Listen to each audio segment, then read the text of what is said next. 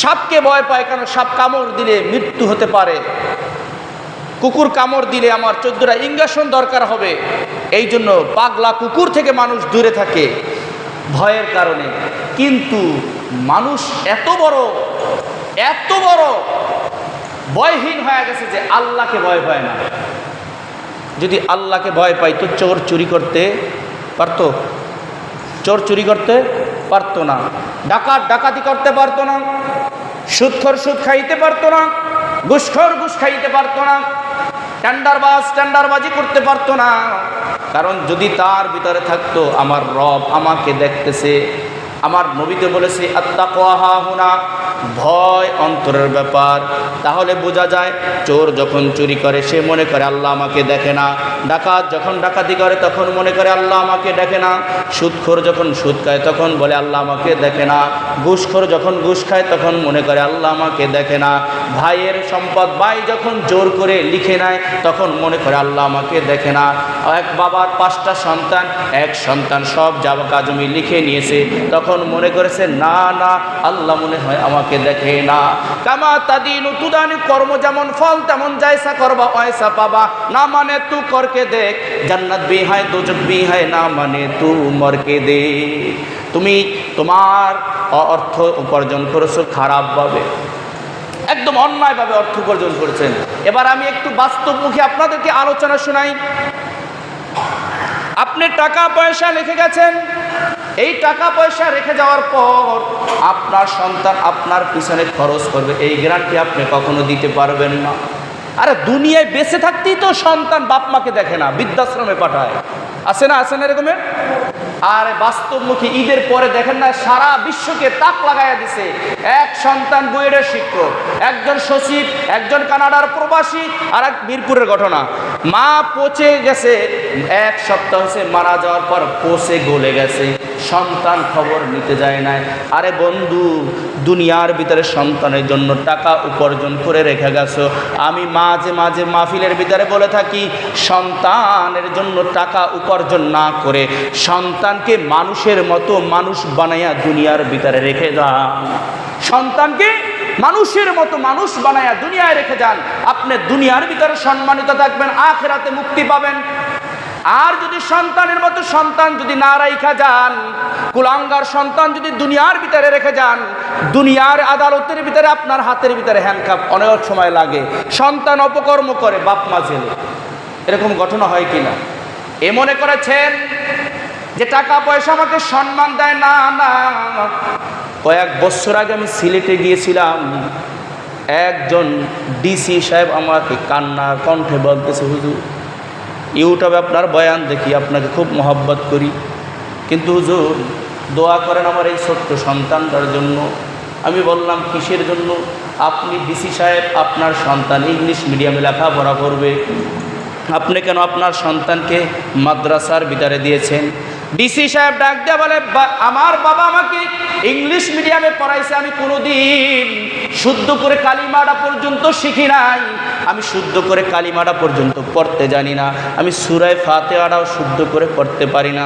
অথচ যদি আমাকে অনার্গল ইংরেজিতে বক্তব্য দিতে বলেন, আমি অনার্গল ইংরেজিতে বক্তব্য দিতে পারবো। কিন্তু আমার সেদিন কপাল খুলে গেছে। বলে কোন দিন? বলে আমার বাবা যেদিন দুনিয়া থেকে বিদায় হয়ে গেছে। সবাই দেখতেছি আমার বাবার গোসল দেওয়ার জন্য ব্যস্ত, কেউ কবর খোদার জন্য ব্যস্ত।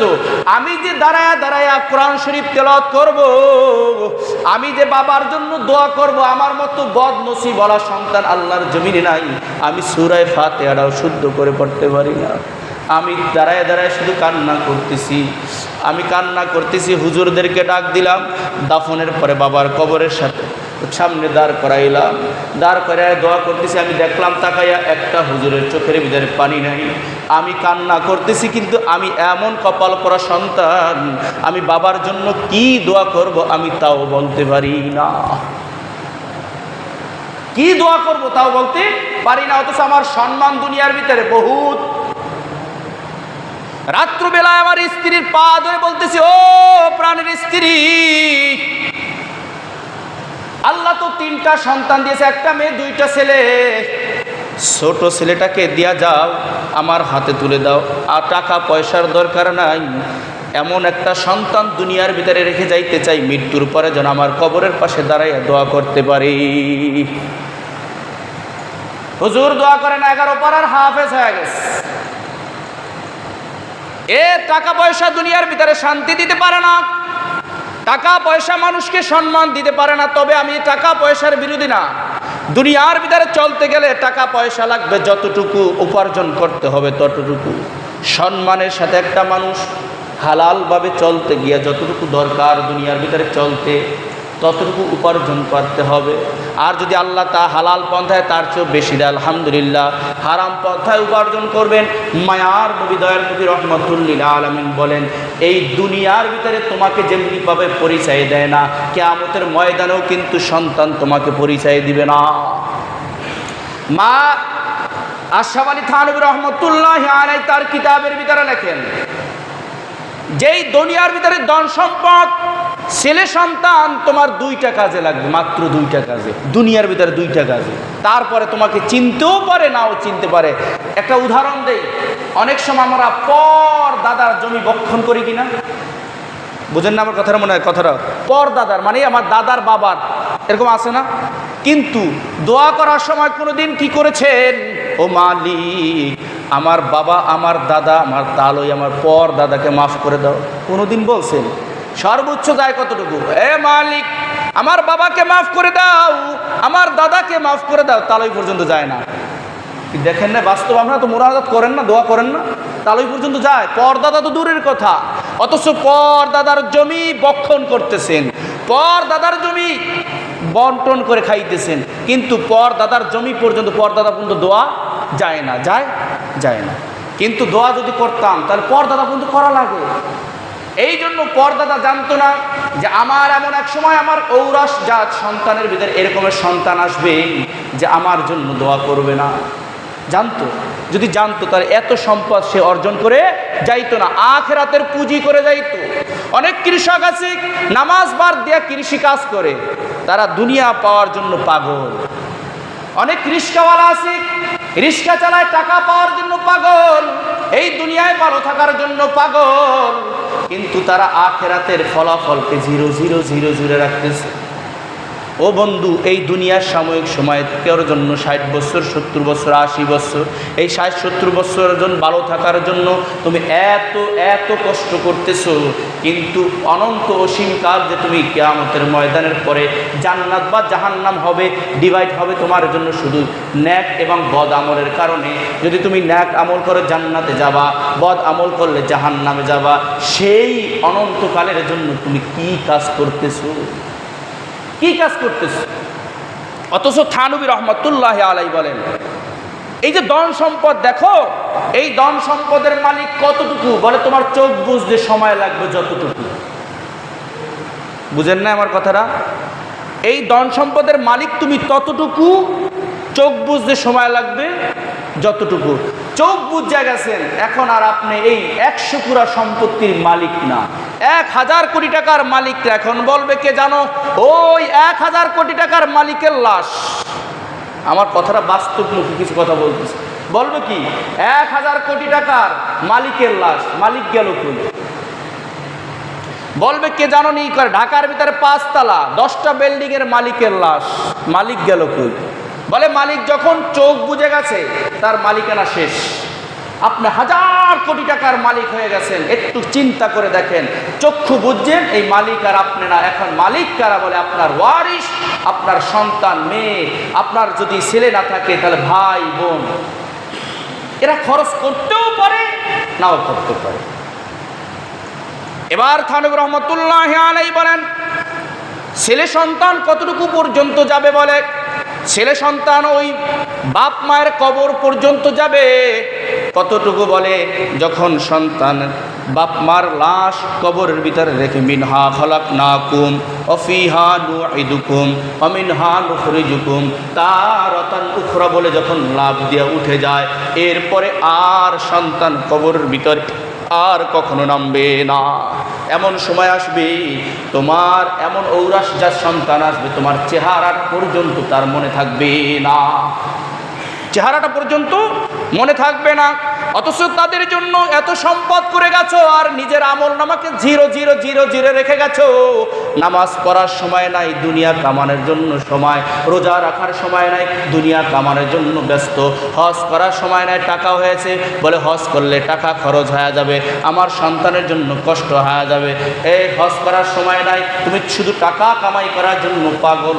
এই টাকা কিন্তু তোমার চক্ষু যতক্ষণ থাকবা জীবিত, চক্ষু বুঝবা টাকা তোমার থেকে আলাদা হয়ে যাবে, টাকা তোমার থেকে আলাদা হয়ে যাবে।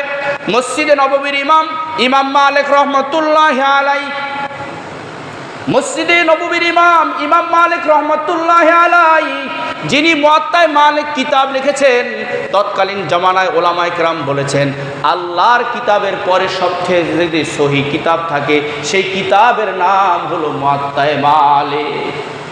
একজন যুবক মসজিদে নববীতে গিয়া হাদিসের দর্শে বসে বলতেছেন, মালিক, মদিনার ইমাম, আপনার কাছে আমি তওবা করতে চাই। অনেক সময় আমরা আলেমদের কাছে যাই, হুজুর একটু তওবা করাইয়া দেন। আর এটা মানুষ কখন যায় জানেননি?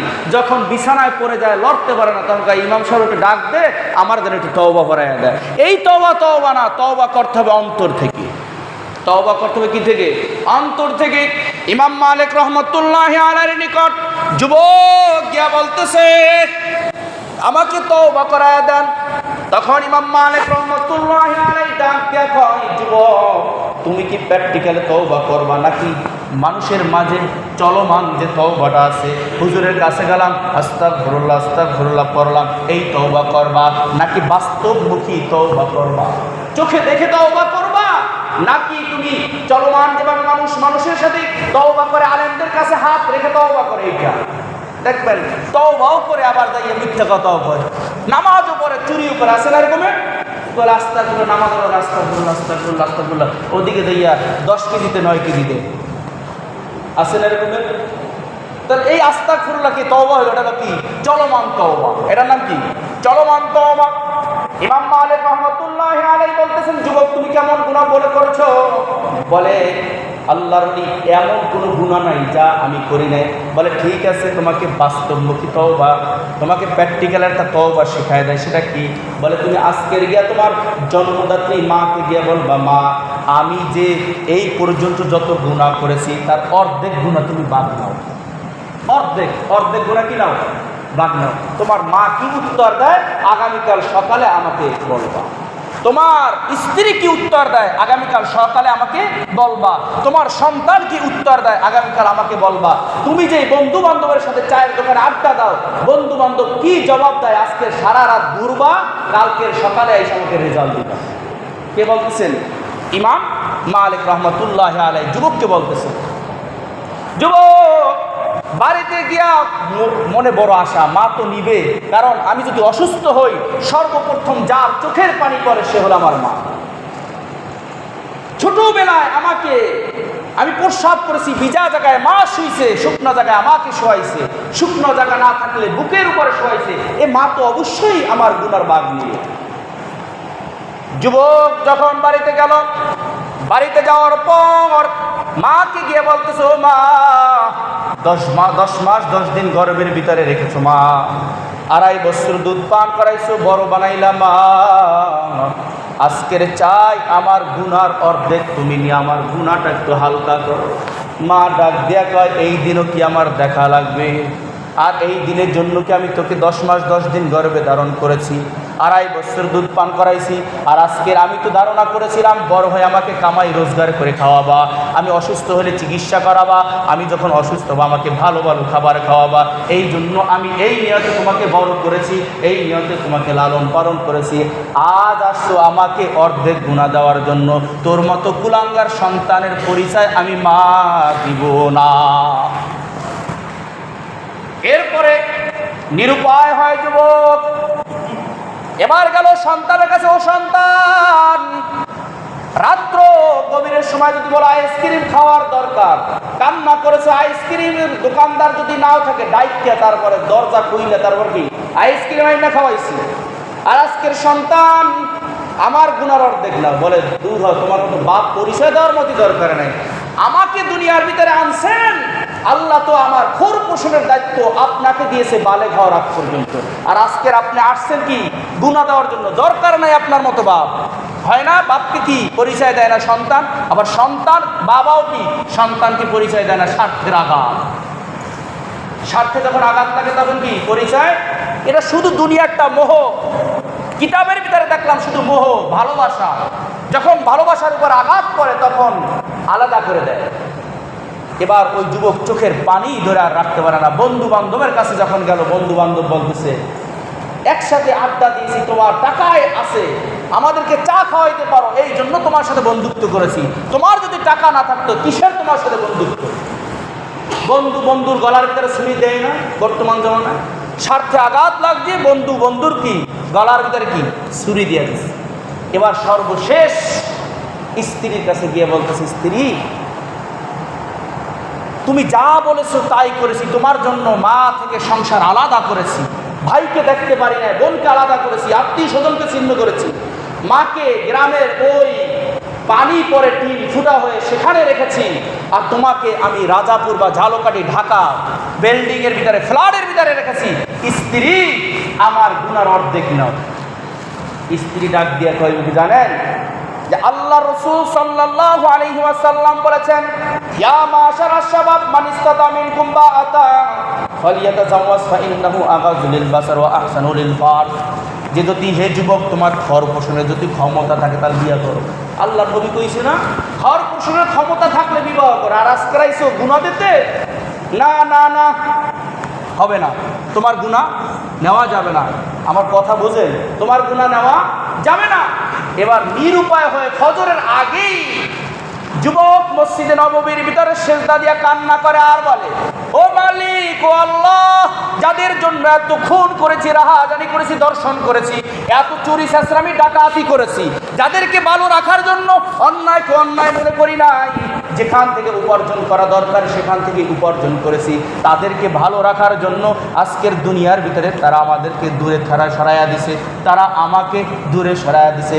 ইমাম মালিক রহমতুল্লাহ আলাইহি মসজিদে ফজরের আগে তাহাজ্জুদ করার জন্য যখন প্রবেশ করলেন, এবার ইমাম মালিক রহমতুল্লাহ আলাইহি দেখতেছে কান্নার আওয়াজ। তাকায় দেখতেছে যুবক যে গতকালকে আমার কাছে তওবা করার জন্য এসেছে, সে তো মসজিদে নববীর ভিতরে কান্না করতেছে। এবার জিজ্ঞাসা করে, তুমি কেন কান্না করতেছো? তখন ওই যুবক ডাক দিয়ে বলে, ইমাম সাহেব, আপনি আজকের আমার চক্ষু খুলে দিয়েছেন। আমার স্ত্রী আমার আপন না, আমার মা আমার আপন না, আমার সন্তান আমার আপন না, আমার বন্ধু বান্ধব আমার আপন না, সব হলো স্বার্থের পাগল। আমার টাকা আছে যতক্ষণ, মোহাব্বত করবে ততক্ষণ। আজকের যখন আমি তাদের কাছে গেলাম গুনাহ দেওয়ার জন্য, তখন আমাকে দূর দূর করে তাড়ায়া দিছি। তখন ইমাম মালিক রহমতুল্লাহ আলাইহি বলেন, এ যুবক, আল্লাহ তো আরো কোরআনুল কারীমের ভিতরে বলে দিয়েছে, দুনিয়ার ভিতরেই তোমাকে যখন পরিচয় দেয় না, অথচ কিয়ামতের ময়দানে তো যখন তুমি একটা নেকের জন্য তোমার স্ত্রীর কাছে যাবা, তোমার স্ত্রী তোমাকে চিনবে, পরিচয় দেবে না। তুমি মায়ের কাছে যাবা, মা তোমাকে চিনবে, তোমার পরিচয় দেবে না। আল্লাহ বলেন, ইয়াউমা ইয়াফিরুল মারউ মিন আখিহি ওয়া উম্মিহি ওয়া আবিহি ওয়া সাহিবাতিহি ওয়া বানি লিকুল্লি ইমরিইম মিনহুম ইয়াউমা ইযিন শা'নু ইগনি। তোমার আল্লাহ পাক রব্বুল আলামিন ডাক দিয়া বলে, তোমার একটা মাত্র নেকের প্রয়োজন, একটা নেক হলেই তুমি জান্নাতের ভিতরে যাইতে পারবা। কয়টা নেক? হাদিসের ভিতরে আসছে কয়টা নেক? একটা নেকের জন্য। এবার পাগল হয়ে দৌড়াবে। দুনিয়ার ভিতরে তো বন্ধু বান্ধবের পিছনে কত টাকাই না খরচ করলাম, সন্তানের পিছনে কত টাকাই না খরচ করলাম, স্ত্রীকে ভালো রাখার জন্য কত টাকাই না খরচ করলাম, মা বাবাকে ভালো রাখার জন্য কতই না খরচ করলাম। যাই গিয়া দেখি আমার স্ত্রী আমাকে একটা নেক দেয় কিনা। স্ত্রীর কাছে যাবে, স্ত্রী চেনার পরে বলবে, দুনিয়ার ভিতরে আমার কোনো স্বামী নাই, আমার দুনিয়ার ভিতরে কোনো বিয়ে হয় নাই। তাদের ভয় থাকবে আমি যদি একটা নেক দিয়ে তাকে উপকার করি, আর যদি আমি একটা নেকের ভিতরে যদি বেঁচে যাই, তাহলে কিয়ামতের ময়দানে আমি জাহান্নামে চলে যাব। না না, আমার নেক দেওয়া যাবে না, নেক দেওয়া যাবে না। হাদিসের ভিতরে আসছে, মায়ার নবী দয়ার নবী রাহমাতুল লিল আলামিন বরকতি জবানের ভিতরে বলে, ও আমার সাহাবায়ে کرام শোনো, দুনিয়ার ভিতরে সবচেয়ে হতভাগা কারা আর কিয়ামতের ভিতরে হতভাগা কারা? সর্বশেষ একটা হাদিস শুনিয়ে দিতেছি। দুনিয়ার ভিতরে সবচেয়ে হতভাগা কারা আর কিয়ামতে কারা হতভাগা হবে? সাহাবায়ে কেরাম বলেন আল্লাহু আ'লাম, এর ভিতরে আল্লাহ এবং তার রাসূলই ভালো জানে। তখন মায়ার নবীকে লক্ষ্য করে বলতেছেন, ইয়া রাসূলুল্লাহ, আপনি একটু জানায় দেন দুনিয়ার ভিতরে কারা হতভাগা আর কিয়ামতের ময়দানে কে হতভাগা? নবী আলাইহিস সালাতু ওয়াস সালাম বলেন, যাদের কানের ভিতরে আজান গেছে। কি আজান যায় না আমাদের কানের ভিতরে? আজান দেয় না মসজিদে? নবী আলাইহিস সালাতু ওয়াস সালাম বলেন, যাদের কানের ভিতরে আজান গেছে অথচ মসজিদে উপস্থিত হয় না, তারা দুনিয়ার ভিতরে হতভাগা। তারা দুনিয়ার ভিতরে হতভাগা। জুমার মসজিদে মুসল্লির অভাব নাই, 5 ওয়াক্তে কত এক লাইন। 5 ওয়াক্ত দরকার নাই, তো শুধু জুমাটাই মনে হয় ফরজ, ঈদের নামাজটাই শুধু ওয়াজিব, আর সারা বছর কোনো খোঁজ নাই। নবী আলাইহিস সালাতু ওয়াস সালাম বলেন, যাদের কানের ভিতরে আওয়াজ গেছে, কিসের আওয়াজ? বলে আজানের আওয়াজ গেছে, অথচ মসজিদের ভিতরে উপস্থিত হয় নাই, দুনিয়ার ভিতরে তারা হতভাগা। তাদের মতো হতভাগা, হতদরিদ্র, তাদের মতো গরিব আল্লাহর জমিনে আর দ্বিতীয় কেউ নেই। ওয়াজ সারা বছর লাগে, কি যাদের কানের ভিতরে কি আজানের ধ্বনি গেছে অথচ মসজিদে কি উপস্থিত হয় না, নবী বলেন তারা কি সবচেয়ে হতভাগা, দরিদ্র, গরিব, মিসকিন তারা। নবী আলাইহিস সালাতু ওয়াস সালাম বলেন, কিয়ামতের ময়দানে ওই সকল মানুষের কপাল পোড়া, ওই সকল মানুষের কপাল পোড়া, বলে তারা নেকের পাহাড় নিয়ে কিয়ামতের ময়দানে উঠবে। হাদিসের, বুখারীর হাদিস। কি করতেছে? কিয়ামতের ময়দানে উঠবে। ওঠার পরে ওই লোকগুলা আয়েশা বলবে, বর্মেয়া, আমি তো একই বাবার সন্তান, আমার জমিনটা কেন আপনি আত্মসাৎ করলেন? কেন আপনি পিছানের পিছনে আমার সমালোচনা করলেন? এই মনে হয় এই পার্টি কম আছে, আপনার মতের বিরুদ্ধে হয়েছে, পিছনে যাইয়ে কয় হুম শুনি। পৃথিবীর ভিতরে সবচেয়ে ঘৃণিততম গুনাহ হলো অন্যের সমালোচনা করা। নবী বলেন কি জানেন? আল গীবাতু আসাদ্দু মিনাল জিনা। গীবাত হলো জেনার চেয়েও নিকৃষ্ট। জেনার চেয়েও নিকৃষ্ট গুনার নাম কি? গীবাত। আর আমরা কি গীবাতটাকে ঘি আর বাত মনে করি। এবার আসেন ছোট্ট আর একটা কথা বলি। আপনি নামাজ পড়েন না, আপনার ন্যাক ট্রান্সফার হবে না, ন্যাক ট্রান্সফার হবে না যদি আমি তার গুনাহ কি করলাম? সমালোচনা করলাম পিছনে বসে। কোথায়? চার দোকানে বসে দাদার সমালোচনা করলাম, যে দাদা এরকম এরকম, এর সমালোচনা করলাম এইরকমের। আমার অটোমেটিক আমার ন্যাক আপনার আমল নামায় চলে যাবে, আর আপনার গুনাহ অটোমেটিক আমার আমল নামায় আসবে। এর চেয়ে নিকৃষ্টতম কাজ আর হতে পারে? আল্লাহ আমাদের সবাইকে গীবত থেকে বাঁচার জন্য, গীবত থেকে বেঁচে সারা জীবন চলার মতো তৌফিক দান করুন। আল্লাহ আমাদেরকে এই গীবতের মতো মহামারী, গীবতের মতো নিকৃষ্ট কাজ থেকে মুসলিম